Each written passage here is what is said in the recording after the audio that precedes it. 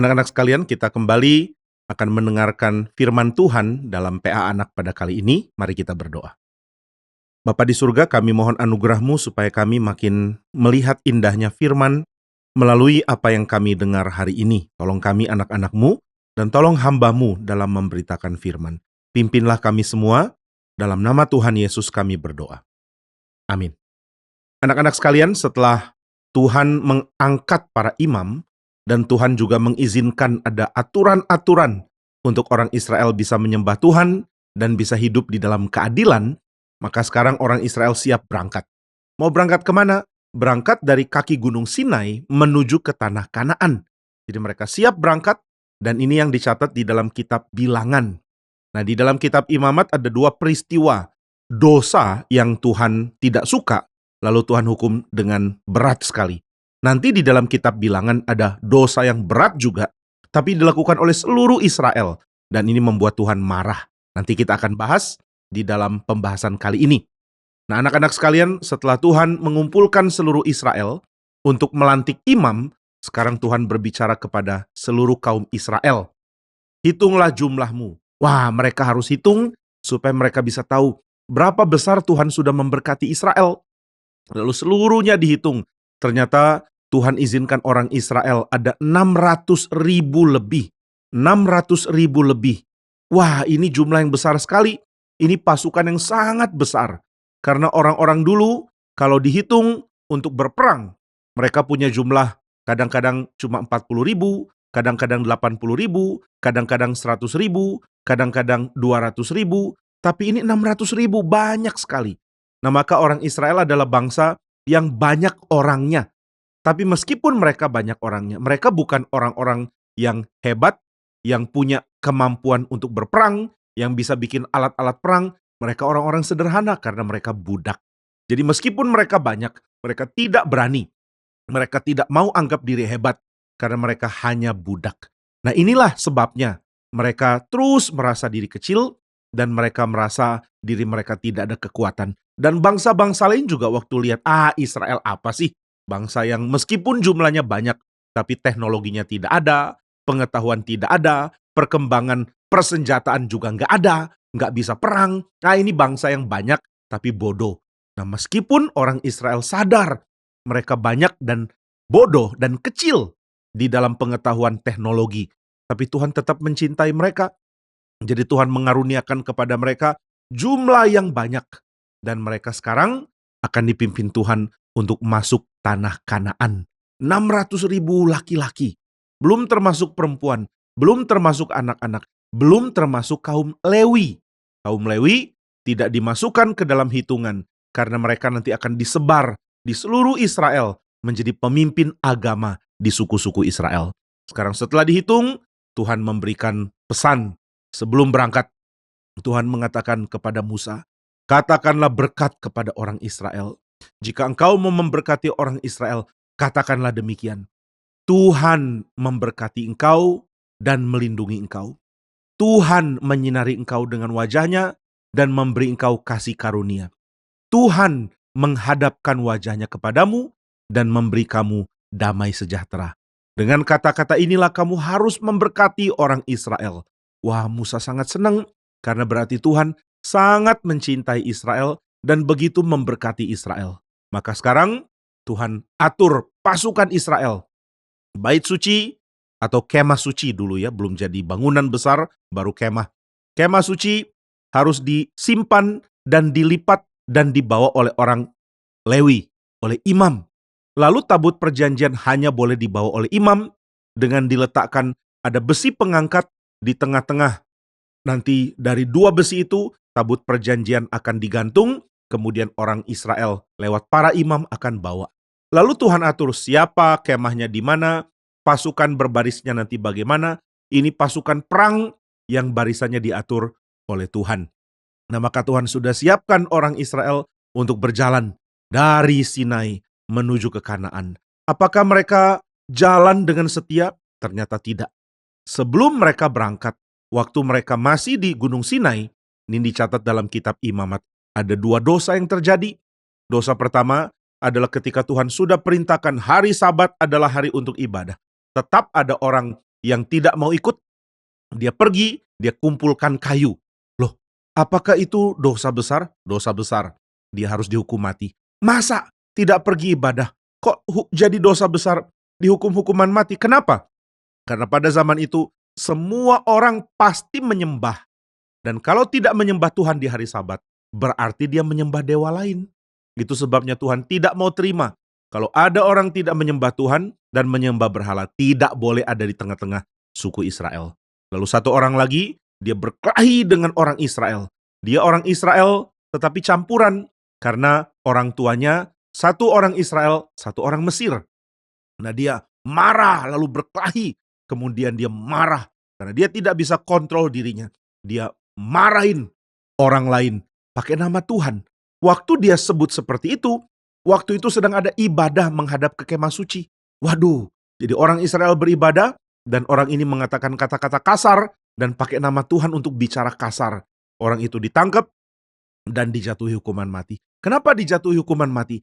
Karena dia mengutuk orang lain pakai nama Tuhan di tengah-tengah tempat suci, yaitu di kemah suci ketika ada ibadah terjadi. Jadi dia jalan di tengah-tengah orang lagi ibadah, lalu dia maki-maki, dia marah-marah, dan dia marah dengan kata-kata kasar, dan dia menyebut nama Tuhan di dalam kata-kata kasarnya. Nah, orang ini harus disingkirkan, karena Tuhan tidak mau orang-orang yang tidak menghargai kekudusan Tuhan terus ada di tengah umat Tuhan dan terus hidup sembarangan. Nanti lama-lama orang Israel jadi jauh dari Tuhan dan jadi rusak hidupnya. Nah, setelah mereka berangkat, apakah mereka sudah tinggalkan dosa dan tidak lagi jatuh dalam dosa? Mereka sudah pernah jatuh dalam dosa bersungut-sungut. Mereka jatuh dalam dosa menyembah lembu emas. Lalu ada orang yang jatuh dalam dosa tidak mau beribadah dan mau menyembah ilah lain. Lalu ada yang jatuh dalam dosa dengan mengatakan kata-kata kasar pakai nama Tuhan di tengah-tengah ibadah dekat kemah suci. Maka setelah mereka berangkat, apakah mereka sudah bertobat tidak mau berdosa lagi? Ternyata tidak. Kali ini yang lakukan dosa malah para pemimpin. 2 kali para pemimpin lakukan dosa, dan kali ketiga mereka lakukan dosa, Tuhan tidak mau ampuni lagi. Kali pertama, Tuhan masih ampuni. Kali kedua, Tuhan masih ampuni. Kali ketiga, Tuhan tidak mau terima lagi. Tuhan akhirnya bikin mereka keliling di padang gurun 40 tahun. Nah, ini dicatat di dalam kitab Bilangan. Nah, jadi mereka sekarang siap berangkat dan mereka jalan. Di tengah-tengah perjalanan seperti biasa, mereka berkeluh kesah. Mereka mulai bersungut-sungut, oh kenapa ya kita ada di padang gurun, aduh makanannya susah, minuman susah. Padahal Tuhan tidak pernah lalai memelihara mereka. Jadi mereka bersungut-sungut dan Tuhan marah. Mereka bersungut-sungut dan Musa yang berdoa memohon supaya Tuhan mengampuni. Musa menjadi pengantara. Dia tidak mau orang Israel binasa. Maka dia datang ke Tuhan mengatakan, Tuhan ampuni. Ketika Tuhan sudah akan menghukum, dia datang mengatakan, jangan hukum Tuhan, ampuni mereka. Inilah pekerjaan Musa. Musa pemimpin yang sangat baik. Dia rela mengorbankan dirinya dengan berani datang ke Tuhan waktu Tuhan sedang marah, supaya Tuhan tidak menghukum Israel. Tuhan, berbaliklah dari amarahmu, jangan hukum Israel. Nah, ini yang Musa berani lakukan. Dia pemimpin yang sangat cinta Israel. Dia pemimpin yang rela berkorban bagi Israel. Tetapi saudara-saudara Musa, yaitu kakaknya 2 orang. Yang pertama Harun, yang kedua adalah Miriam. Mereka mulai lihat-lihat, Musa pemimpin. Tapi tunggu. Dia menikah dengan siapa ya? Dia kan menikah dengan istri yang dari Midian. Kalau istrinya dari Midian, berarti istrinya bukan orang Israel. Wah, ini Musa ternyata istrinya bukan orang Israel ya. Wah, apakah kita harus menghormati Musa atau kita harus marahin Musa karena dia tidak menikah dengan orang Israel?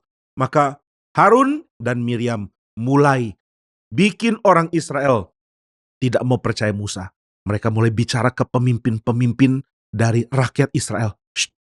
Musa ini memang pemimpin yang hebat. Tapi dia tidak mau tinggalkan istrinya yang orang Midian itu. Dia tidak mau. Lalu dia tidak mau ganti dengan menikah dengan perempuan Israel. Berarti dia adalah pemimpin yang kurang baik. Mereka mulai bicara jahat tentang Musa. Harun kemudian Miriam mulai sebarkan. Jangan mau dengar Musa lagi. Loh, kalau kami nggak dengar Musa terus siapa pemimpin kami? Aku bisa, kata Harun. Aku juga nabi. Miriam bilang, saya juga nabi. Nabi perempuan atau nabiah. Jadi Tuhan bisa bicara lewat Harun, Tuhan juga bisa bicara lewat Miriam. Kalau begitu nggak apa-apa, kita nggak usah ikut Musa, kita ikut Harun dan kita ikut Miriam. Wah, tapi Musa kan cinta rakyat, tapi dia menikah bukan dengan orang Israel. Jadi karena istrinya bukan orang Israel, sudah, nggak usah didengar. Tapi kan dia menikah dengan orang bukan Israel ketika aturan Tuhan belum Tuhan kasih. Jadi harusnya nggak apa-apa ya. Nggak boleh. Oh nggak boleh ya, nggak boleh. Pokoknya nggak boleh. Maka mereka sudah bilang seperti ini, orang mulai tidak lagi hormat kepada Musa. Ketika Musa mengatakan, saudara-saudara, kalau tiang awan berjalan, kita jalan. Kalau tiang awan berhenti, kita berhenti. Ini kalau siang. Kalau tiang api berjalan, kita jalan. Kalau tiang api berhenti, kita berhenti. Ini kalau malam. Maka Musa yang kasih tahu, oke, tiang awan sudah mau berangkat. Kemas.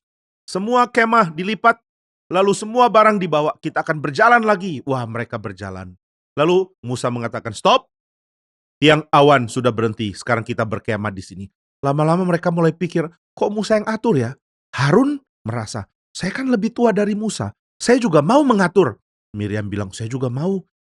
Kita berdua juga harusnya jadi pemimpin loh. Kenapa sekarang semua serba Musa? Musa bilang Tuhan berfirman lewat dia. Tuhan juga berfirman lewat kita kok. Apalagi saya, Harun. Dulu waktu masih di tanah Mesir, Musa bicara lewat saya. Sayalah yang menjadi pembicara. Karena Musa nggak berani bicara. Berarti saya juga harus didengar. Maka mereka mulai mengatakan kepada Musa, hei Musa, kenapa semua bergerak atau berhenti? Terserah kamu. Kenapa kamu yang tentukan? Musa bilang, loh, bukan saya yang tentukan. Tuhan yang atur. Tuhan nggak bicara ke saya? Iya, Tuhan bicaranya ke saya, kata Musa. Nggak bisa. Tuhan harusnya bicara ke saya juga, kata Harun. Harusnya ke saya juga, kata Miriam. Maka mereka berdua mulai protes. Mereka mengatakan, Musa nggak boleh sembarangan ya. Kamu merasa Tuhan cuma bicara lewat kamu. Nggak benar. Lalu seluruh rakyat mulai mendengar Harun, mulai mendengar Miriam. Mereka mulai berontak kepada Musa. Padahal Musa rela berkorban bagi mereka. Musa sangat cinta mereka, tapi mereka tidak tahu itu. Mereka cuma tahu, kami diperintah oleh pemimpin yang tidak mau bagi-bagi kekuasaan dengan yang lain, yang juga sebenarnya pemimpin. Harun juga nabi, Miriam juga nabi, seorang nabiah. Sekarang kenapa cuma Musa yang pimpin ya? Dia mau jadi penguasa tunggal, dia mau kuasai semua sendiri. Ini nggak benar. Mereka mulai berontak, dan Musa, orang yang sangat lemah lembut. Dia tidak bela diri, dia tidak marah-marah. Oh, Harun, kamu mau jadi pemimpin juga? Miriam mau jadi pemimpin juga. Ya udah, kita tanya Tuhan aja bagaimana. Lalu Tuhan pun menyatakan kehadirannya di kemah pertemuan, di kemah suci. Semua orang Israel kaget. Tuhan menampakkan diri, berarti dia mau berbicara. Maka Tuhan berbicara, Tuhan mengatakan panggil Miriam, panggil Harun. Lalu Tuhan bicara kepada Harun dan Miriam. Memang benar, kepada kamu yang adalah nabi, aku juga berbicara. Tapi Musa lain dengan kamu. Kepada Musa aku tidak berbicara dengan teka-teki. Kepada Musa aku tidak berbicara dengan tanda-tanda yang simbol. Aku berbicara seperti seorang sahabat, bicara ke sahabatnya. Itulah Musa. Musa jauh lebih penting dari kamu. Aku lebih dekat dengan Musa daripada kamu. Dialah pemimpin. Dialah yang aku angkat. Wah, ternyata Tuhan yang angkat Musa, bukan Musa yang mau sendiri. Maka Tuhan marah dan Tuhan mengatakan Harun dan Miriam harus dihukum. Dan Miriam kena kusta. Lalu Miriam kaget, aku nggak mau sakit. Aku minta ampun. Sekarang aku tahu kesalahanku. Aku tidak mau lagi melawan orang yang diangkat oleh Tuhan. Maka Tuhan tanya Musa, maukah kamu mendoakan supaya mereka sembuh? Musa bilang, iya Tuhan, ampunilah. Ampunilah kakak-kakak saya, jangan hukum. Maka Tuhan sembuhkan Miriam. Wah, mereka berdua jadi takut. Dan seluruh Israel jadi takut. Kalau begini caranya, kita jangan melawan Musa ya. Ternyata Tuhan yang mau angkat Musa. Waduh, kita kok sembarangan melawan. Maka mereka jalan lagi dan mereka lakukan pemberontakan yang kedua. Kali ini bukan Harun, bukan Miriam, tapi orang bernama Korah, kemudian Datan dan Abiram. 3 orang imam. Mereka mengatakan kami capek. Keliling-keliling di padang gurun gak jelas. Makannya mana? Kami sudah capek, kami mau makan yang enak. Kami tidak tahu apakah Musa pimpin kami dengan benar atau tidak. Harusnya berangkat ke Kanaan kan lebih gampang. Kenapa kami mengalami kesulitan seperti ini? Wah, Korah, Datan, dan Abiram melawan Musa. Lalu Tuhan mulai menyatakan murkanya. Tuhan berikan tulah, Tuhan berikan hukuman yang mematikan banyak orang yang mengikuti Korah, Datan, dan Abiram. Maka Musa sujud dan Musa memohon Tuhan ampuni. Musa akhirnya mengambil api untuk pembaraan. Lalu dia bakar menjadi tanda doa. Dan Musa berdoa, Tuhan ampuni, baru Tuhan ampuni.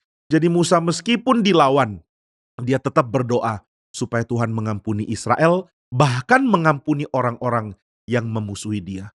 Inilah orang Israel yang terus ada di dalam kondisi jahat, terus ada di dalam kondisi berdosa. Nah, ketika mereka mendekat ke tanah Kanaan, mereka mengutus orang-orang yang jadi utusan untuk melihat kota itu. Mereka kirim 12 mata-mata. Satu suku, satu. Lalu mereka pergi masuk, mereka kaget. Waktu mereka masuk ke tanah Kanaan, mereka terkejut. Wah, orang Kanaan teknologi perangnya hebat loh. Kita orangnya banyak, tapi kita tidak punya teknologi sehebat mereka. Mereka ada kereta besi ditarik oleh kuda. Lalu di pinggir roda itu ada berbagai bilah pedang yang tajam bukan main. Jadi waktu kereta kuda itu ditarik kuda masuk ke tempat musuh, nanti pedang yang ada di samping dari roda akan memotong musuh, mati semua. Ngeri sekali. Lalu kuda mereka pakai perisai yang bagus, yang teknologinya tinggi sekali. Mereka punya senjata yang sangat bagus, yang luar biasa. Kalau begitu mereka begitu hebat. Lalu lihat, mereka tinggi-tinggi, mereka orang yang besar-besar, mereka kayak raksasa. Dan kita pendek, kita kecil dibandingkan mereka. Maka orang-orang itu mengatakan, waduh kalau gini kami jadi seperti belalang. Lalu mereka menjadi seperti raksasa. Kita mana bisa menang, kita begitu kecil. Maka ketika kembali, semua mata-mata mengatakan, kami tidak mau perang, kita pasti kalah. Kecuali dua orang, yaitu Yosua dan Kaleb. Yosua mengatakan, gak peduli. Mereka mau besar, mau hebat, mau punya teknologi apa, mau punya senjata apa. Kita punya Tuhan. Tuhan akan memimpin kita. Tapi yang lain bilang, jangan pura-pura, jangan bohong. Kalau Tuhan gak pimpin bagaimana? Kita akan mati. Lihat tenaga kita, lihat kekuatan kita, lihat badan kita, lihat teknologi kita. Semuanya kita kalah dari mereka. Lalu Kaleb juga membela Tuhan dan membela Musa mengatakan, tidak, kita harus berperang. Kita bisa mengalahkan mereka. Mari jangan takut, beriman kepada Tuhan. Tuhan yang selama ini pimpin kita. Tuhan yang akan memberikan kemenangan.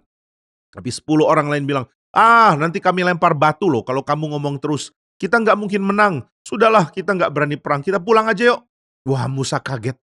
Kamu nggak boleh pulang. Mau pulang kemana?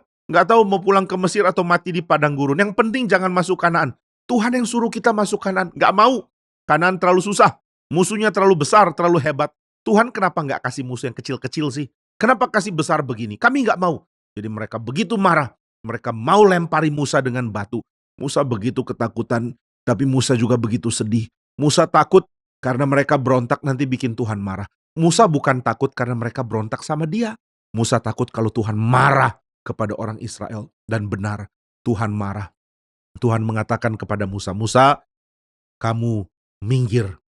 Saya akan hancurkan seluruh bangsa ini. Karena mereka terus bikin aku marah. Mereka terus membangkitkan sakit hatiku. Sekarang aku akan hancurkan mereka. Dan aku akan bikin keturunanmu menjadi bangsa yang besar. Mereka terus-menerus menghina. Karena kamu punya istri dari perempuan bukan Israel. Tapi justru saya akan pakai kamu menjadi keturunan yang besar. Tapi Musa bilang, Tuhan, janganlah, jangan musnahkan mereka. Bukankah Tuhan yang keluarkan mereka dari tanah Mesir dengan berbagai-bagai mujizat? Nanti kalau Tuhan hancurkan mereka, bangsa-bangsa lain akan mengatakan apa? Mereka akan menghina Tuhan dan mengatakan, ternyata Tuhan tidak sanggup memimpin umatnya. Tuh buktinya umatnya hancur di padang gurun. Bagaimana kalau itu terjadi? Namamu yang mulia nanti dihina orang. Lalu Tuhan berbalik dari rencananya. Dan Tuhan mengatakan, aku akan mengampuni, tetapi aku tidak izinkan mereka masuk tanah Kanaan. Sekarang bersiap-siap, engkau berangkat, kau akan keliling lagi di padang gurun, sampai seluruh orang yang umurnya 20 tahun ke atas waktu keluar dari Mesir, sampai mereka semua mati. Lalu nanti anak-anak yang mereka sekarang masih kanak-kanak, yang dihina, yang dianggap lemah, Sekarang mereka anak-anak, nanti waktu mereka sudah dewasa, merekalah yang akan masuk tanah Kanaan. Wah, berarti Tuhan akan putar-putar Israel di padang gurun sampai semua orang dewasa mati. Mati di padang gurun, tidak bisa masuk tanah Kanaan. Waduh, Musa sedih sekali. Ternyata Tuhan akan membuang satu generasi oleh karena semua sudah berontak melawan Tuhan. Tetapi Tuhan mengatakan Yosua dan Kaleb, dua orang ini setia. Ini orang yang baik, ini dua orang penting. Engkau harus jadikan mereka pemimpin. Wah, Musa sadar, meskipun Tuhan marah, Tuhan masih memperhatikan Israel, masih memikirkan siapa nanti akan jadi pemimpin. Dan Tuhan sekarang mengatakan, sekarang bersiap-siap, kita akan bergerak kembali ke padang gurun. Wah, lalu orang Israel sedih, mereka sadar Tuhan ternyata marah. Mereka mulai menangis, oh maaf kita nggak berani perang. Ayo sekarang kita maju perang. Oh, Musa kaget. Loh, jangan. Tuhan sudah suruh kita pergi ke padang gurun. Enggak, kita berani perang. Kita minta ampun, kita sudah salah. Sekarang kita perang. Kita serang orang-orang Kanaan. Wah, Musa kaget. Enggak bisa. Kalau kamu serang, kamu akan kalah. Enggak, kita pasti menang. Lalu mereka pergi menyerang. Dan mereka terpukul kalah. Musa bilang, apa saya bilang? Kalau Tuhan tidak pimpin kamu perang, jangan berani perang. Kalau Tuhan pimpin kamu perang, jangan menolak. Kamu sudah menolak waktu Tuhan pimpin. Maka sekarang Tuhan marah. Sekarang Tuhan akan bikin kita keliling di padang gurun dan kita nggak bisa masuk. Maka orang Israel kembali berjalan di padang gurun dan mereka akan terus di padang gurun sampai 38 tahun lebih. Sehingga totalnya ada 40 tahun di padang gurun. Berarti orang yang umur 40 waktu keluar dari Mesir jadi umur 80 lalu meninggal. Yang sudah umur 50 jadi umur 90 lalu meninggal. Yang umur 30 jadi 70 lalu meninggal. Yang umur 25 jadi 65 lalu meninggal. Yang masih umur 20, 19, 18, 17 terus sampai umur 1. Mereka ini 40 tahun lagi mereka akan menjadi orang-orang yang sudah berumur tinggi. Mereka menjadi orang-orang yang sudah 40 atau umur 50 atau umur 60. Yang tadinya umur 1 menjadi umur 40. Yang tadinya umur 10 jadi umur 50. Merekalah yang akan masuk tanah Kanaan. Wah, berarti Tuhan membuang semua orang dewasa. Dan Musa ingat, waktu mereka menyembah lembu emas, lalu mereka berlaku kacau sekali. Tuhan sudah bilang, di dalam murkaku aku akan nyatakan penghukuman. Sekaranglah penghukumannya. Maka orang Israel harus terima hukuman Tuhan. Sekarang mereka akan terus tinggal di padang gurun sampai generasi yang tua mati. Sedih sekali. Musa begitu sedih. Kita sudah begitu dekat dengan tanah Kanaan, tetapi kamu orang Israel malah keras hati, sehingga kita sekarang diputar oleh Tuhan di tanah Kanaan. Maka kitab Bilangan adalah kitab yang sangat panjang, karena berisi 38 tahun lebih untuk orang Israel berjalan di padang gurun, dicatat di dalam kitab ini. Mereka berjalan dari suatu tempat ke tempat lain. Mereka berkemah dan mereka tunggu perintah Tuhan.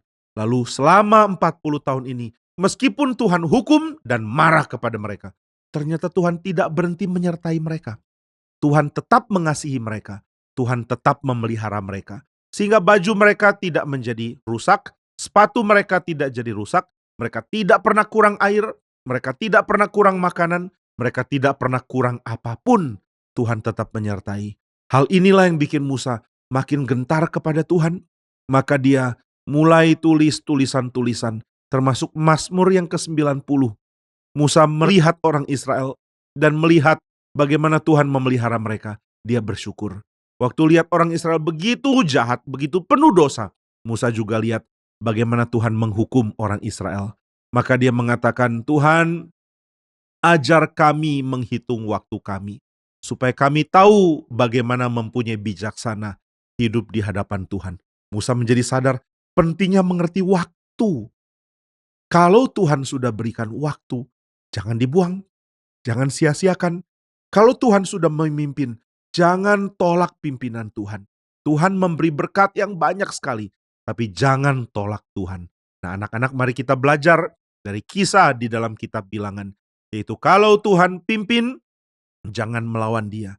Jangan abaikan pimpinannya. Dan kalau Tuhan kasih kesempatan kita bertobat, kita hidup suci, kita dengar firman, mari kita jalankan kesempatan itu.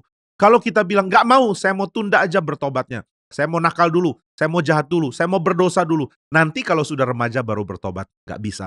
Mungkin saat itu sudah terlambat. Jadi ketika Tuhan buka kesempatan untuk kita datang ke Tuhan, jangan tolak dia.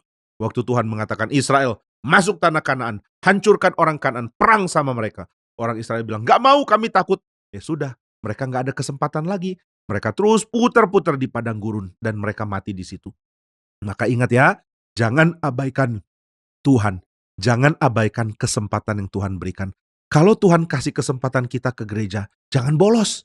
Jangan bilang, nggak apa-apa, nanti minggu depan ada lagi. Nggak tentu. Bisa jadi Tuhan mengatakan, kamu permainkan kesempatan yang aku berikan. Ya sudah, saya tutup kesempatan itu, kamu tidak bisa menikmatinya lagi. Kita masih punya orang tua, dengar mereka, taat kepada mereka. Akan ada saat mereka tidak ada lagi, dan kita tidak bisa putar waktu kembali. Gak bisa. Waktu kamu masih muda, belajar baca Alkitab, belajar dengar sebanyak-banyaknya. Sehingga ketika kamu dewasa, kamu tidak membuang masa kecil dengan hal-hal yang jelek.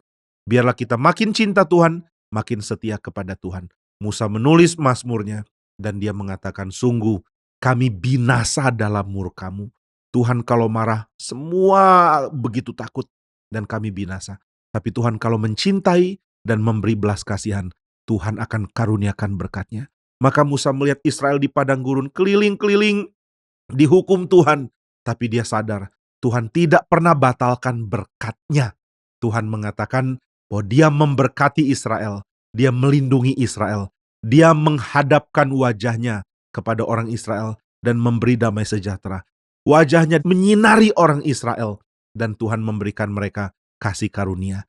Maka kita akan lihat meskipun Israel sedang dihukum, Israel tetap kesayangan Tuhan.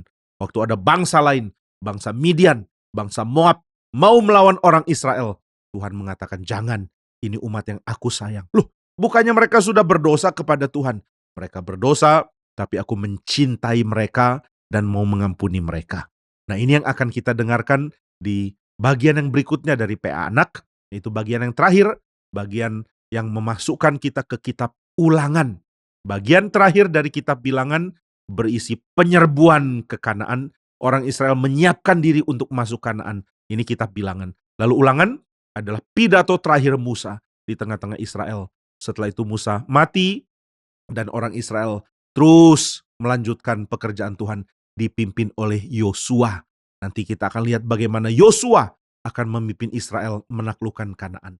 Nah, sekarang sampai di sini kita membahas dari kitab Bilangan, dan minggu depan kita bahas bagian akhir dari Bilangan dan seluruh rangkuman dari kitab Ulangan. Kiranya anak-anak terus dapat berkat dari Tuhan, dari pembacaan dan juga penjelasan tentang kitab suci. Mari kita berdoa. Bapa di surga, kami mohon Tuhan berkati kami, sehingga meskipun kami masih anak-anak, kami tidak diabaikan oleh Tuhan, sebab kami menerima firman dari Tuhan. Tolong kami bertumbuh di dalam Tuhan senantiasa. Terima kasih untuk penyertaan-Mu, pimpin kami di PA Anak berikutnya. Biar kami melihat seluruh Taurat dinyatakan oleh Tuhan dan dijelaskan di dalam PA Anak ini. Di dalam nama Tuhan Yesus kami berdoa. Amin. Sampai di sini PA Anak kita hari ini. Sampai jumpa di PA Anak yang berikut. Tuhan memberkati anak-anak sekalian.